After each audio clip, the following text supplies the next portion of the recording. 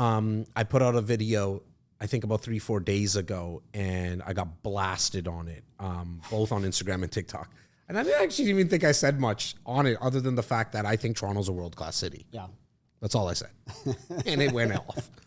Your thoughts about it? I did a similar video recently too, and I got some hate comments as well. I don't know, people hating on Toronto for sure. And I'm not from here, so I know. For me, it's easy to. But you call this place home now. Oh, absolutely. Right, I've been here longer than I was, living in Alberta. Okay. But yeah, people love to hate. I don't Toronto. get it. But again, okay, you can debate on the traffic and some of the situations that living in Toronto poses, but from an investment perspective, you cannot debate the numbers.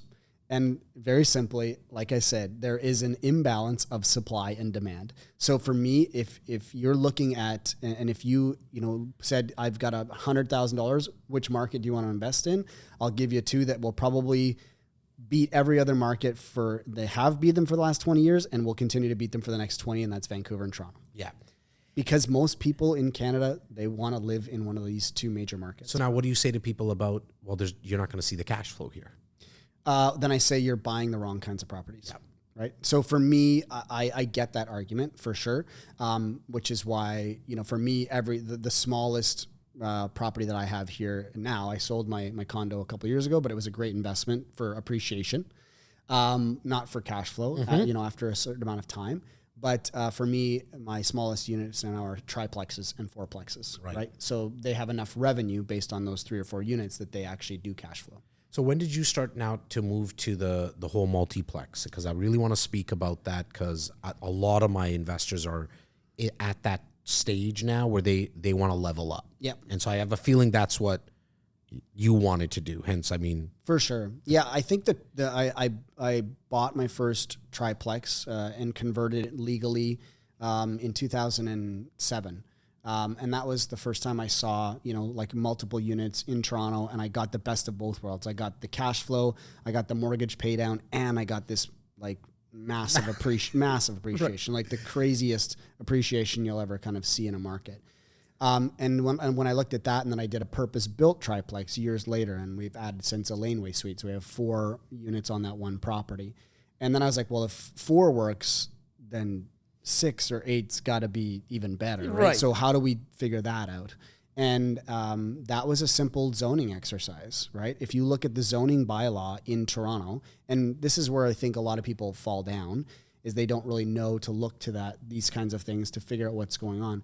Look at the zoning bylaw in Toronto. 90% of the properties in Toronto proper have what's called R zoning.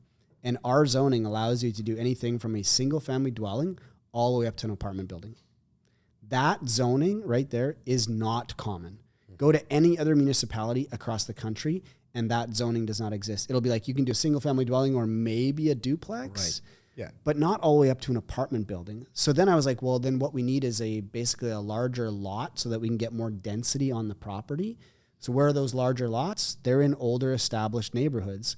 And where are those older established neighborhoods? They're right next to transit, right? So all of a sudden you start looking at all this stuff and you're like, wow, all of these things are actually a benefit to going to that bigger property on the bigger, lot. Now what's the challenge? The purchase price is higher. So now you go into the $2 million range or the $2.5 million or the $3 million range. But the nice thing about that is your competition is cut in half, right?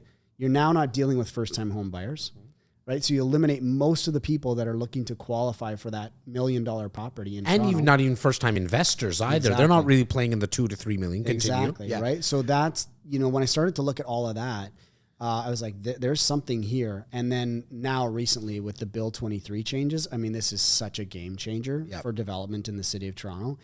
Anything under, and this is why we used to stick to the 4s, 3 or 4 units, because we didn't have to go through site plan approval. Site plan approval is it's a process that takes 12 to 18 months. It costs a lot of money. It takes time. It's the city has a say in what your building looks like and all these kinds of things. It was a terrible process. Well, what they did is they changed the rules now. So now in Toronto, anything under 10 units does not have to go to site plan approval. So as long as it meets the zoning bylaw, you go straight to building permit. And which Toronto, I think it's not the city of Toronto, it's Canada as a whole. I think it's like number 64 in terms of in the world of how long it used to take to get like past all the bylaws and the zoning to get permits essentially, which is ridiculous for a world-class country to be. That's why we have an imbalance as well. 100%. Supply and demand. Exactly, right? Where in the Greater Toronto Area specifically, though, are you kind of looking at now? I'm a West End guy, so Okay, I like High Park. I like we have a project at Dufferin and Bloor. We've got a project at Dovercourt and Bloor.